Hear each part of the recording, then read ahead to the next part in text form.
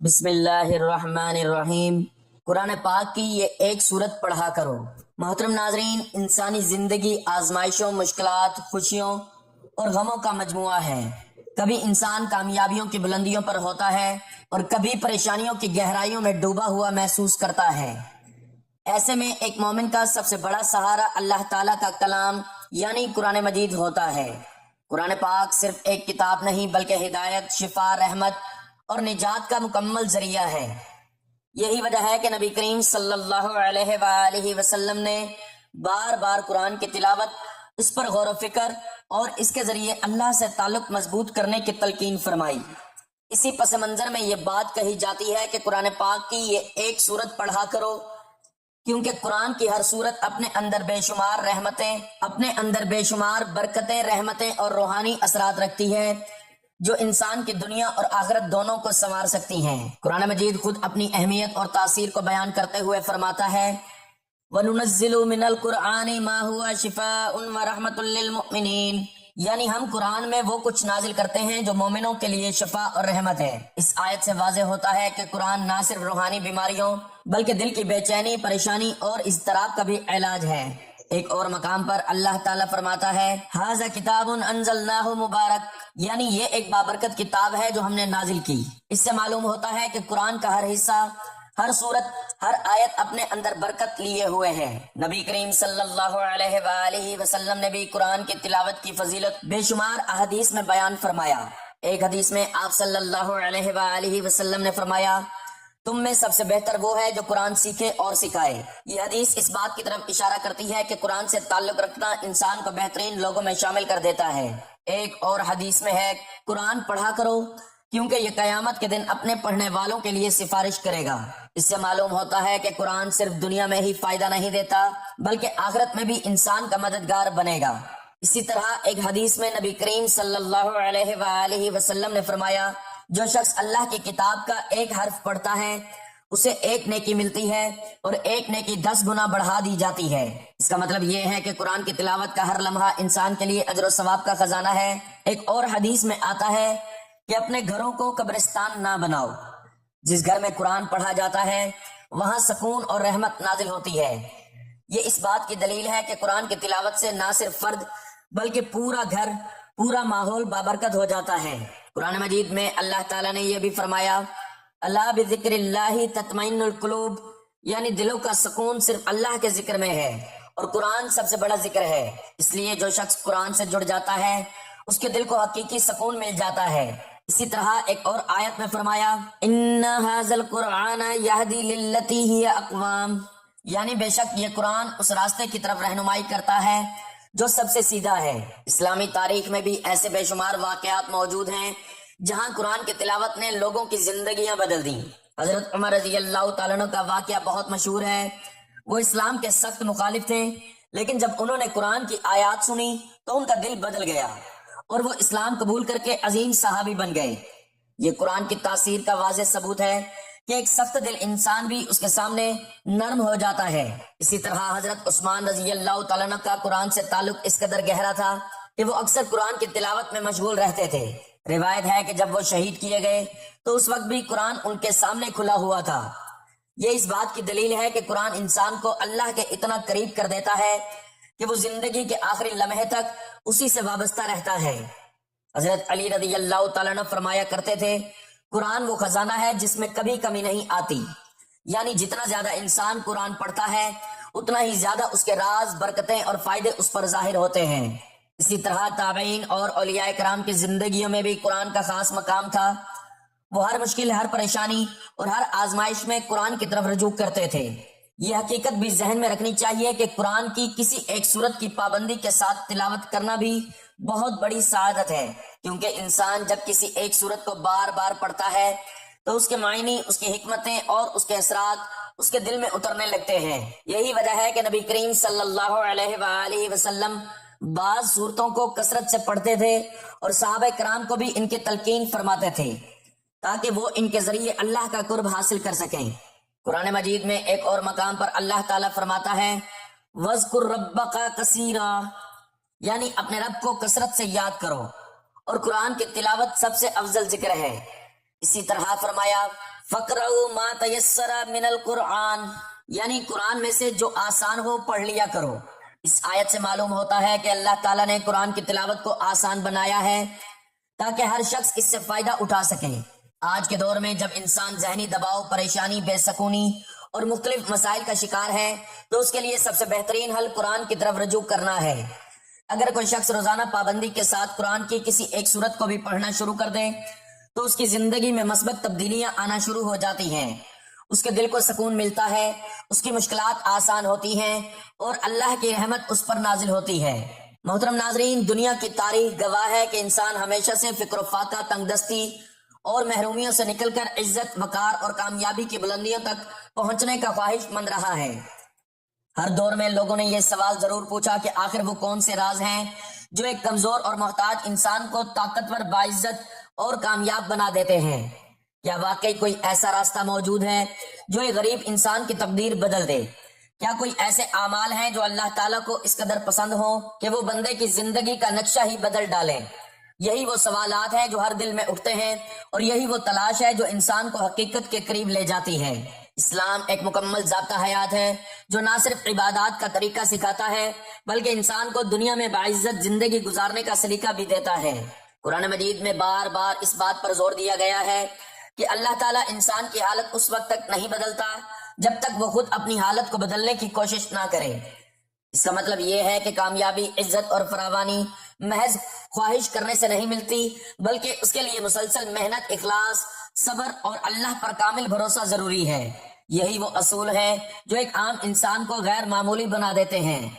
جب ہم سیرت نبوی صلی اللہ علیہ وآلہ وسلم اور صحابہ کرام رضی اللہ تعالیٰ عنہم کی زندگیوں کا مطالعہ کرتے ہیں تو ہمیں معلوم ہوتا ہے کہ ان میں سے اکثر لوگ ابتدا میں مالی طور پر کمزور تھے، لیکن اپنے اعلیٰ اخلاق، سچائی، امانت داری، صبر اور اللہ کی رضا کے لیے ہر قربانی دینے کے جذبے کی بدولت وہ ایسے مقام پر پہنچے کہ دنیا آج بھی ان کے نام سے روشنی حاصل کرتی ہے۔ حضرت بلال رضی اللہ تعالیٰ عنہ، حضرت سلمان فارسی رضی اللہ تعالیٰ عنہ، حضرت ابو ہریرہ رضی اللہ تعالیٰ عنہ، یہ وہ عظیم شخصیات ہیں جنہوں نے غربت اور مشکلات کے باوجود اپنے ایمان اور کردار کے ذریعے ایسی عزت حاصل کی جو کسی بادشاہ کو بھی نصیب نہیں ہوتی۔ یہ حقیقت بھی اپنی جگہ مسلم ہے کہ اللہ تعالیٰ کو بعض اعمال بے حد پسند ہیں، وہ اعمال جو انسان کے دل کو پاک کرتے ہیں، اس کے کردار کو مضبوط بناتے ہیں اور اسے دوسروں کے لیے رحمت بنا دیتے ہیں۔ جب ایک انسان ان اعمال کو اپنی زندگی کا حصہ بنا لیتا ہے تو اس کے اندر ایک ایسی تبدیلی پیدا ہوتی ہے جو نہ صرف اس کی دنیا کو سنوار دیتی ہے بلکہ آخرت میں بھی اس کے لیے کامیابی کے دروازے کھول دیتی ہے۔ یہی اصل بادشاہت ہے، دل کی بادشاہت، عزت کی بادشاہت اور اللہ کی رضا کی بادشاہت۔ ناظرین، آج کے دور میں جب ہر طرف مادہ پرستی کا راج ہے، لوگ دولت کو ہی کامیابی کا معیار سمجھ بیٹھے ہیں، ایسے میں یہ سمجھنا نہایت ضروری ہے کہ اصل کامیابی صرف مال و دولت میں نہیں بلکہ سکون قلب، عزت نفس اور اللہ کی رضا میں ہے۔ کتنے ہی لوگ ایسے ہیں جن کے پاس بے شمار دولت ہے مگر دل بے چین ہے، نیند غائب ہے اور زندگی میں کوئی حقیقی خوشی نہیں۔ اس کے برعکس کتنے ہی لوگ ایسے بھی ہیں جو بظاہر غریب ہیں مگر ان کے دل مطمئن ہیں، چہروں پر سکون ہے اور زندگی میں ایک عجیب سی برکت موجود ہے۔ یہی وہ نقطہ ہے جہاں ہمیں رک کر سوچنے کی ضرورت ہے کہ آخر وہ کون سی چیز ہے جو ایک انسان کو حقیقی معنوں میں امیر بناتی ہے۔ کیا وہ صرف پیسہ ہے یا پھر کچھ اور؟ اسلام ہمیں سکھاتا ہے کہ اصل دولت دل کی دولت ہے، اصل کامیابی اللہ کی رضا ہے اور اصل بادشاہت وہ ہے جو انسان کے اخلاق، قرآن پاک کی تلاوت، حسن اخلاق، کردار اور ایمان میں جھلکتی ہے۔ قرآن پاک کی تلاوت کرنے والا انسان اپنی زندگی میں ایسی تبدیلی محسوس کرتا ہے جو اسے فقر سے نکال کر عزت، وقار اور کامیابی کی راہ پر گامزن کر دیتی ہے ناظرین، یاد رکھیں، اللہ تعالیٰ کے نزدیک عزت اور ذلت کا معیار صرف تقویٰ ہے۔ جو جتنا متقی ہے وہ اتنا ہی اللہ کے نزدیک معزز ہے۔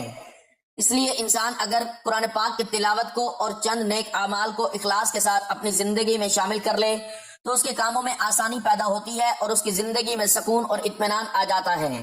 ناظرین، اگر ہم چاہتے ہیں یہ ہماری زندگی میں مثبت تبدیلی آئے، ہمارے حالات بہتر ہوں اور ہمیں دنیا و آخرت کی کامیابی نصیب ہو، ہمیں قرآن پاک کے ساتھ دل لگانا ہوگا، اس کی تلاوت کو اپنا معمول بنانا ہوگا اور ہمیں چند اصول اپنانے ہوں گے جن پر تفصیل سے بات کریں گے، ان کی حقیقت کو جانیں گے اور یہ سمجھنے کی کوشش کریں گے کہ کس طرح ہم اپنی روزمرہ زندگی کا حصہ بنا سکتے ہیں۔ یہ وہ اصول ہیں جو نہ صرف ہمیں اللہ کے قریب کرتے ہیں بلکہ ہمیں ایک باعزت، کامیاب اور خوشحال انسان بھی بناتے ہیں۔ اللہ تعالیٰ ہمیں قرآن پاک کو پڑھنے، سمجھنے اور اس پر عمل کر کے اپنی زندگیوں کو اس کے مطابق ڈالنے کی توفیق عطا فرمائے، آمین۔ محترم ناظرین، انسان اپنی زندگی میں جو کام پسند کرتا ہے اسے بڑے شوق سے سر انجام دیتا ہے، جو کام پسند کرتا ہے اسے بڑی ہی دلچسپی سے انجام دیتا ہے، لیکن کئی کام ایسے بھی ہوتے ہیں جو انسان کو زوال کی طرف لے جاتے ہیں، جبکہ کچھ کام ایسے بھی ہوتے ہیں جو انسان کو عروج کی طرف لے جاتے ہیں۔ کچھ کام ایسے ہوتے ہیں جو انسان کو مشکلات کی طرف لے جاتے ہیں، جبکہ کچھ کام ایسے ہوتے ہیں جو انسان کو آسانیوں کی طرف لے جاتے ہیں۔ ایسے ہی حضرت سیدنا شیر خدا علی المرتضی رضی اللہ تعالیٰ عنہ ایک روز اللہ کے بندوں کو درس اخلاق دے رہے تھے، نبی صلی اللہ علیہ وآلہ وسلم کا پیغام سنا رہے تھے، واضح و نصیحت کر رہے تھے، خوبصورت زندگی گزارنے کے طور طریقے بتا رہے تھے۔ آپ رضی اللہ تعالیٰ عنہ نے فرمایا، میں نے بھکاریوں کو بادشاہ بنتے دیکھا ہے، ایسے امیر جو صرف دنیا کے امیر ہی نہیں بلکہ میں نے دونوں جہانوں کے امیر بنتے دیکھا ہے۔ انہوں نے دنیا بھی حاصل کی ہے، انہوں نے آخرت بھی حاصل کر لی ہے۔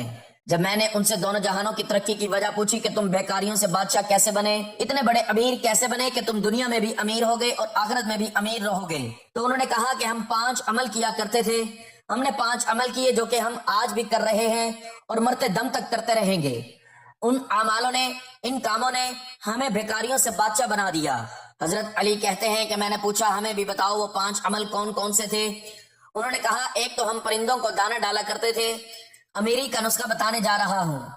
ناظرین، یہ 5 کام ضرور کرنا اگر تم دنیا و آخرت میں امیر ترین بننا چاہتے ہو، صرف دنیا کے ہی نہیں اگلے جہانوں کے بھی، دونوں جہانوں کے اگر تم امیر بننا چاہتے ہو تو یہ 5 کام زندگی میں ضرور کر لینا۔ فرمایا ایک تو ہم پرندوں کو دانا ڈالا کرتے تھے۔ حضور پاک صلی اللہ علیہ وآلہ وسلم نے فرمایا جس گھر میں پرندوں کو کھانا ملتا ہو، دانا ملتا ہو یعنی رزق ملتا ہو، تو وہ گھر کبھی غریب نہیں ہو سکتا، اس گھر میں کبھی بھی رزق کم نہیں ہوتا، اللہ تعالیٰ اس گھر کا رزق کم نہیں کرتا۔ جس گھر سے پرندے پلتے ہوں، پرندوں کو دانا ملتا ہو، پرندوں کو پانی ملتا ہو۔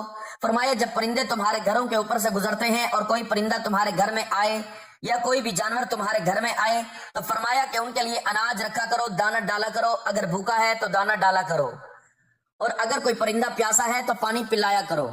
اللہ تعالیٰ کو ایک مخلوق کا دوسری مخلوق پر احساس کرنے کا عمل بہت ہی زیادہ پسند ہے، یعنی جب ایک مخلوق دوسری مخلوق کی بھوک مٹاتی ہے، پیاس مٹاتی ہے، تو اللہ تعالیٰ کو عمل اتنا پسند آتا ہے کہ اللہ فرشتوں میں بیٹھ کر مسکراتا ہے۔ جب ایک مخلوق دوسری مخلوق پر احساس کرتی ہے، جب پرندے کسی گھر سے کھانا کھا کر یعنی دانا کھا کر اس گھر سے جاتے ہیں تو وہ اللہ سے دعا کرتے ہیں کہ اے مالک تجھے تیری وحدانیت کا واسطہ، تیری رحیمی کا واسطہ، جس طرح اس گھر کے لوگوں نے ہمارے رزق کا اہتمام کیا تو بھی اس گھر کے لوگوں کے رزق کا اہتمام کر۔ تو یوں اللہ تعالیٰ اپنی برکت کے تمام دروازے اس گھر کے لیے کھول دیتا ہے جس گھر میں پرندوں کو کھانا ملتا ہے، جانوروں کو کھانا ملتا ہے۔ حضرت امام باقر رضی اللہ تعالیٰ عنہ کے صاحبزادے حضرت امام جعفر صادق رضی اللہ تعالیٰ عنہ فرماتے ہیں کہ جو انسان صبح اٹھتے ہی ایک عمل کرتا ہے، اللہ تعالیٰ 3 فرشتے اس کے ساتھ ساتھ لگا دیتا ہے، یعنی 3 فرشتوں کی ڈیوٹی لگ جاتی ہے، وہ صبح دوپہر شام اس کے ساتھ ہی رہتے ہیں۔ تو ان فرشتوں کا کام کیا ہوتا ہے؟ پہلا فرشتہ اس کی عزت بڑھانے کے اسباب پیدا کرتا ہے، دوسرا فرشتہ اس کا رزق بڑھانے کے لیے اسباب پیدا کرتا ہے، جبکہ تیسرا فرشتہ اسے مصیبتوں سے بچانے کے لیے اسباب پیدا کرتا ہے۔ پوچھا گیا کہ حضرت آخر وہ نیک عمل ہے کون سا، اتنا فائدہ مند عمل ہے؟ تو حضرت امام جعفر صادق نے فرمایا وہ ہے پرندوں کو دانا ڈالنا۔ جو شخص صبح سویرے اٹھ کر دوسری مخلوق کو کھانا دیتا ہے، اللہ تعالیٰ اس پر 3 فرشتوں کی ڈیوٹی لگا دیتا ہے۔ اس کے بعد حضرت علی رضی اللہ تعالیٰ عنہ نے فرمایا کہ اس شخص نے کہا کہ ان کا دوسرا عمل یعنی دوسرا کام جو وہ کرتے تھے وہ یہ تھا کہ وہ غریبوں کی مدد کیا کرتے تھے۔ جو شخص غریبوں کی مدد کرتا ہے وہ زندگی میں کبھی بھی غریب نہیں ہوتا۔ جناب علی، بندے کی عبادت بندے کو اس مقام پر نہیں پہنچاتی جہاں غریبوں کی خدمت پہنچاتی ہے۔ جب غریبوں کی خدمت کی بات آتی ہے تو میرے نبی صلی اللہ علیہ وآلہ وسلم کے قدموں میں بیٹھنے والے سیدنا حضرت ابوبکر صدیق رضی اللہ تعالیٰ عنہ سے بڑھ کر اچھا حکمران دنیا میں کوئی نہیں آیا۔ اسی طرح سیدنا عمر فاروق رضی اللہ تعالیٰ عنہ سے بڑھ کر کوئی بادشاہ نہیں آیا۔ سخاوت میں حضرت سیدنا عثمان غنی رضی اللہ تعالیٰ عنہ سے بڑھ کر کوئی حکمران نہیں آیا، اور علمی فراست میں حضرت سیدنا علی المرتضی رضی اللہ تعالیٰ عنہ سے اچھا حکمران کوئی اس دنیا میں نہیں آیا۔ کوئی ایسا مشہور و معروف بادشاہ نہیں کہ 14 صدیاں گزرنے کے بعد بھی جس کے نام کے نعرے لگتے ہوں تو غریبوں کی مدد کی جب بات آتی تو کندھے پہ بوریاں لاد لاد کر لے جاتے اور غریبوں کی مدد کیا کرتے تھے، غریبوں کو کھانا کھلایا کرتے تھے۔ ایک بدو تھا جس کی بیوی حاملہ تھی، بچے کی پیدائش کا وقت قریب ہے جبکہ گھر میں 1 روپیہ بھی نہیں ہے۔ اب یہ لوگ پریشان تھے کہ پیسہ ایک بھی نہیں ہے جبکہ بچے کی پیدائش کا وقت قریب ہے۔ وہ حق ہمسایوں کے پاس گئے کہ ہمیں قرضہ دے دو، انہوں نے کچھ نہ دیا تو بدو کے ذہن میں ایک ترکیب آئی کہ کیوں نہ مدینے میں چلا جاؤں، حضرت سیدنا عمر فاروق کے پاس چلا جاؤں، ان کے سامنے جا کر فریاد کروں، عرض کروں، وہ میری ضرور مدد کریں گے۔ یہ بدو اپنی حاملہ بیوی کو لے کر مدینے کی طرف جا رہا ہے۔ چلتے چلتے جیسے ہی مدینہ کی سرزمین پر قدم رکھا، شام ہو گئی، رات ڈھلنے لگی، بچے کی پیدائش کا وقت قریب تھا۔ اس نے بیوی کو کہا کہ کیوں نہ ہم یہیں خیمہ لگا کر رات بسر کر لیتے ہیں، صبح ہوتے ہی عمر رضی اللہ تعالیٰ عنہ کے پاس چلے جائیں گے۔ رات یہ لوگ وہاں رک گئے۔ رات کا دوسرا پہر جب آیا تو بیوی درد سے چیخنے لگی، بچے کی پیدائش کا وقت قریب ہے اور یہ بیوی کو حوصلہ دے رہا ہے، ابھی فجر ہونے والی ہے، چلتے ہیں عمر کے پاس اپنا مسئلہ حل کرواتے ہیں۔ حضرت سیدنا عمر فاروق رضی اللہ تعالیٰ عنہ کی عادت تھی کہ آپ رات کے دوسرے پہر مدینے کی گلیوں میں گشت کیا کرتے تھے۔ آپ فرمایا کرتے تھے کہ میری حکمرانی میں اگر کوئی کتا بھی پیاسا مر گیا تو حساب عمر کو دینا پڑے گا۔ اس رات بھی حضرت مدینے کی گلیوں میں گشت فرما ہی رہے تھے۔ آپ نے دور سے دیکھا کہ خیمے میں آگ جل رہی ہے۔ آپ نے غلام کو بھیجا کہ جا کے دیکھو وہ کون بیٹھا ہے، رات کے اس پہر کوئی مسافر تو نہیں ہے۔ غلام اس شخص کے پاس گیا، اس نے کہا کہ میری بیوی حاملہ ہے، مجھے مدد کی اشد ضرورت ہے۔ غلام نے واپس آ کر حضرت عمر کو ساری بات بتائی۔ اللہ اکبر! حضرت سیدنا عمر فاروق دوڑ کر گئے، اپنی بیوی کو اٹھایا، کہا اٹھو، اگر تو ثواب مل رہا ہو تو لینا چاہو گی، اگر تمہیں نیکیاں مل رہی ہوں تو لینا چاہو گی؟ کہا کیوں نہیں؟ حضرت نے پھر فرمایا اٹھو، میرے یار کی بیوی درد میں مبتلا ہے، میرے یار کی بیوی تکلیف میں مبتلا ہے اور تھوڑی دیر میں بچے کی پیدائش کا وقت آنے والا ہے، اٹھو اور تھوڑی دیر کے لیے دائی بن جاؤ۔ اس نے ضرورت کا سامان اٹھایا اور سیدنا عمر فاروق سے کہنے لگی کہ آپ تھوڑی سی لکڑیاں کندھے پر اٹھا لیں۔ آپ نے کندھے پر لکڑیاں اٹھائیں اور جا رہے ہیں۔ حضرت عمر فاروق رضی اللہ تعالیٰ عنہ کی زوجہ محترمہ خیمے کے اندر چلی گئی جہاں عورت چیخ رہی تھی، تو حضرت عمر باہر اس بدو کے سامنے ہاتھ باندھ کر کھڑے ہو گئے۔ بدو نے یہ سمجھا کہ یہ کوئی غلام ہے، اس غلام کی بیوی دائی ہے اور یہ اس کا شوہر ہے اور یہاں کا غلام ہے۔ اس نے حکم چلانے شروع کر دیے، آرڈر چلانے شروع کر دیے، اور جلدی جاؤ، لکڑیاں لے کر آؤ۔ آپ دوڑ کر جاتے ہو، لکڑیاں لے کر آتے، جلدی کرو، آگ جلاؤ۔ آپ پھونک مارتے اور آگ جلاتے۔ اللہ اکبر! ناظرین، اس نے حضرت عمر فاروق کے ساتھ نوکروں کا سا سلوک کر رکھا تھا۔ وہ نادان نہیں جانتا تھا کہ میرے سامنے یہ جو شخصیت کھڑی ہے۔ ایک دم خیمے کے اندر سے آواز آئی، یا امیر المؤمنین! آپ کی زوجہ محترمہ نے آپ کو آواز دی، اے عمر، آپ کو مبارک ہو، اللہ نے آپ کے یار کو بیٹا عطا کیا ہے، آپ کے دوست کو، آپ کے بھائی کو اللہ نے بیٹا عطا کیا ہے۔ جیسے ہی بیگم صاحبہ نے کہا یا امیر المؤمنین، بدو نے سنا اور اس کے پاؤں تلے سے زمین نکل گئی۔ کیا یہی امیر المؤمنین ہے؟ فوراً قدموں پہ گرا اور کہنے لگا، یا امیر المؤمنین مجھے معاف کر دیں، یہ بدبخت آنکھیں نہ پہچان سکیں کہ آپ کون ہیں، مجھے معاف کر دیں، میں نہیں جانتا تھا۔ حضرت عمر فاروق رضی اللہ تعالیٰ عنہ نے اسے اٹھایا اور اپنے سینے سے لگایا اور رو کر کہنے لگے کہ او بدو، تجھے پتہ نہیں کہ یہ مدینہ المنورہ ہے، یہ میرے کریم آقا کا شہر ہے، یہاں امیروں کے نہیں، یہاں تو غریبوں کے استقبال ہوتے ہیں، یہاں تو غریبوں کو عزتیں ملتی ہیں، یہاں تو غریبوں کی مدد کی جاتی ہے، یہاں تو غریبوں کو بادشاہ بنایا جاتا ہے۔ تو غریبوں کی مدد کرنے والا شخص کبھی زندگی میں غریب نہیں ہوتا، غریبوں کی ضرورت پوری کرنے والا شخص کبھی غریب نہیں ہوتا۔ تو وہ کہتے ہیں کہ ہمارے امیر بننے کی سب سے بڑی وجہ یہ تھی کہ غریب کی مدد کیا کرتے تھے۔ تیسرا کام جو حضرت علی رضی اللہ تعالیٰ عنہ نے فرمایا کہ وہ اپنی اولاد کو حلال کا لقمہ کھلایا کرتے تھے۔ رزق حاصل کرنے کے لیے محنت مزدوری کرنا بہت اہمیت کا حامل ہے، مگر اس کے لیے جو بھی طریقہ اختیار کیا جائے وہ حلال ہو۔ کہیں ایسا نہ ہو کہ آپ کی سستی، غفلت اور لالچ کی وجہ سے آپ کے یا آپ کے گھر والوں کے پیٹ میں حرام کا لقمہ چلا جائے اور نحوست کا باعث بن جائے۔ سب سے اہم بات یہ ہے کہ رزق کے حصول میں انسان کو اللہ تعالیٰ پر توکل کرنا چاہیے، کسی بھی طرح کا لالچ نہیں ہونا چاہیے۔ اس بات کا یقین کامل ہونا چاہیے کہ جس قدر میرے لیے رزق طے ہے وہ مجھے مل کر رہے گا، اللہ نے رزق کا وعدہ کیا ہے وہ دے گا، لہذا حرام مال حاصل کرنے کا کوئی فائدہ نہیں ہے۔ ہر انسان کو عموماً اور ہر مسلمان کو خصوصاً یہ یقین رکھنا چاہیے کہ اللہ ہی رزق دینے والا ہے۔ ارشاد باری تعالیٰ کا مفہوم ہے، نہ میں ان سے رزق یعنی کمائی طلب کرتا ہوں اور نہ ہی اس کا طلبگار ہوں کہ وہ مجھے کھانا کھلائیں، بے شک اللہ ہی ہر ایک کا روزی رساں ہے، بڑی قوت والا ہے، زبردست مضبوط ہے، اسے کسی کی مدد اور تعاون کی حاجت نہیں۔ اللہ تعالیٰ کے فرمان کا مفہوم ہے، زمین میں کوئی چلنے والا پھرنے والا جاندار نہیں ہے مگر یہ کہ اس کا رزق اللہ کے ذمہ کرم پر ہے۔ اور وہ اس کے ٹھہرنے کی جگہ کو اور اس کے امانت رکھے جانے کی جگہ کو جانتا ہے۔ اسی طرح اللہ تعالیٰ کا فرمان ہے، مفہوم، اللہ ہی ہے جس نے تمہیں پیدا کیا، پھر اس نے تمہیں رزق بخشا، پھر تمہیں موت دیتا ہے، پھر تمہیں زندہ فرمائے گا۔ کیا تمہارے خود ساختہ شریکوں میں سے کوئی ایسا ہے جو ان کاموں میں سے کچھ بھی کر سکے؟ وہ اللہ پاک ہے اور ان چیزوں سے برتر ہے جنہیں وہ اس کا شریک ٹھہراتے ہیں۔ اسلام کے بنیادی فرائض نماز، روزہ، حج اور زکوٰۃ کے بعد حلال مال کمانا فرض ہے، اور یہ صرف اس شخص کے ذمہ فرض ہے جو اپنے اور اپنے اہل و عیال کے ضروری خرچ کے لیے مال کا محتاج ہو۔ باقی وہ شخص جس کے پاس ضرورت کے بقدر مال موجود ہو، مثلاً وہ صاحب جائیداد ہے یا کسی اور طرح سے اس کو مال میسر ہے، تو اس کے ذمہ یہ فرض نہیں رہتا۔ اس کے لیے اللہ تعالیٰ نے مال کو ضرورتوں کے پورا کرنے کے لیے پیدا فرمایا ہے تاکہ بندہ اپنی ضروری حاجتیں پوری کر کے اللہ تعالیٰ کی عبادت میں مشغول ہو جائے، کیونکہ رہنے سہنے، کھانے پینے اور پہننے اوڑھنے کے بغیر صحیح طرح سے اللہ تعالیٰ کی عبادت نہیں ہو سکتی۔ معلوم ہوا کہ اصل مقصود مال کمانا نہیں ہے، بلکہ اس کے ذریعے اللہ تعالیٰ کی عبادت میں یکسوئی حاصل کرنا ہے۔ دین اسلام نے حلال کمانے کو عبادات میں شامل فرمایا ہے اور اس کے بہت سے فضائل بیان فرمائے ہیں۔ حضرت انس بن مالک رضی اللہ تعالیٰ عنہ سے منقول ہے کہ نبی کریم صلی اللہ علیہ وآلہ وسلم نے ارشاد فرمایا، مفہوم، حلال مال کا طلب کرنا ہر مسلمان پر واجب ہے۔ اسی طرح کی ایک روایت حضرت عبداللہ بن مسعود رضی اللہ تعالیٰ عنہ سے مروی ہے کہ نبی کریم صلی اللہ علیہ وآلہ وسلم نے ارشاد فرمایا، مفہوم، حلال مال کا طلب کرنا اصل فرائض کے بعد فرض ہے۔ حلال مال کمانے اور استعمال کرنے کی ایک بہت بڑی فضیلت یہ ہے کہ اگر کوئی انسان رزق حلال کمائے اور خود استعمال کرے یا کسی دوسرے کو دے، بہر صورت اس کے لیے صدقہ ہوگا۔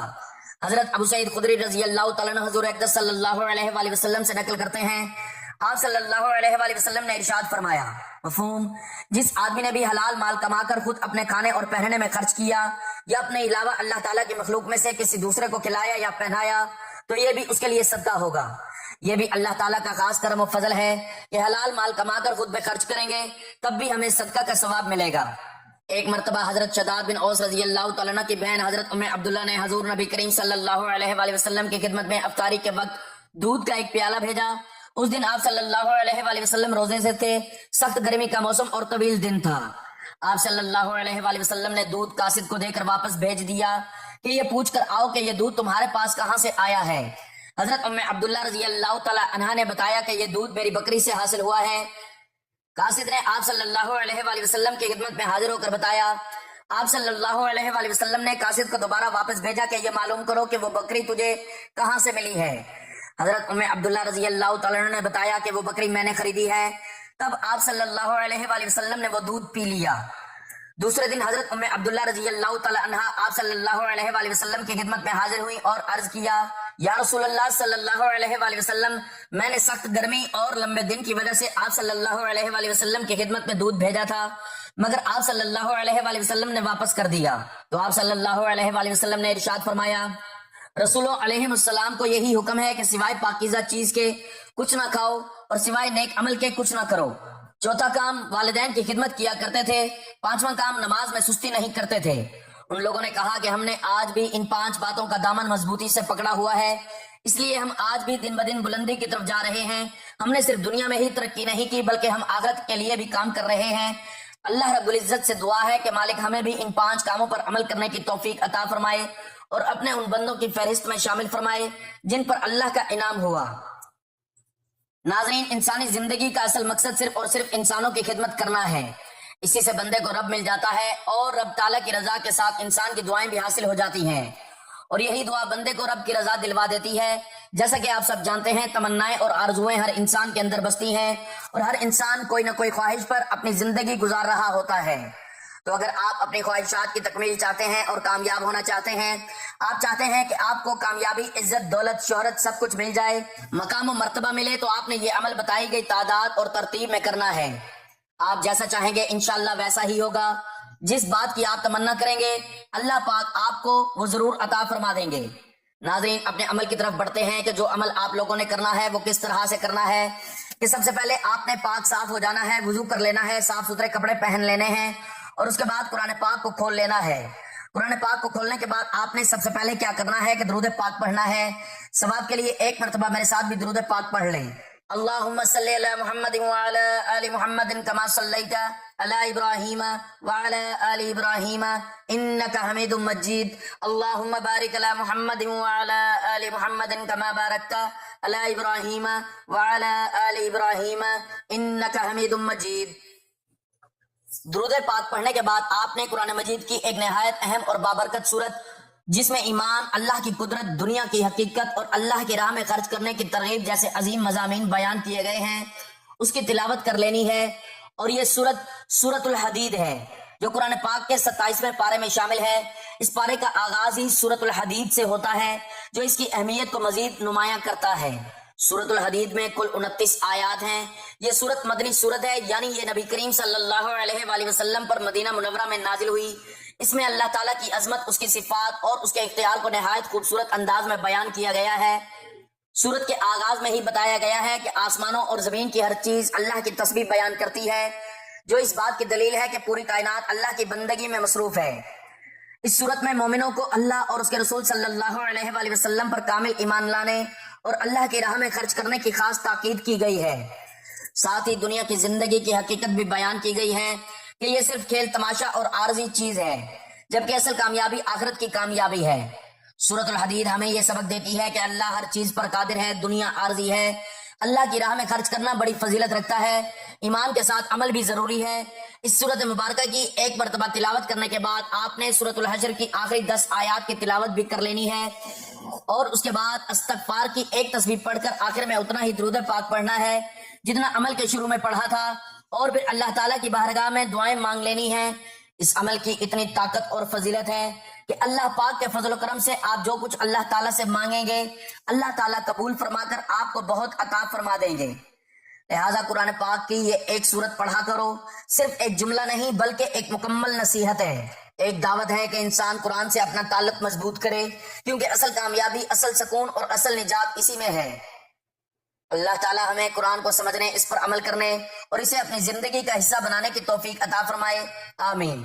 ناظرین، گزارش ہے کہ اللہ تعالیٰ کے 99 ناموں میں سے کوئی ایک نام لکھ کر کمنٹس میں ضرور شیئر کریں. اللہ تعالیٰ ہم سب کا حامی و ناصر ہو. آمین. جزاک اللہ.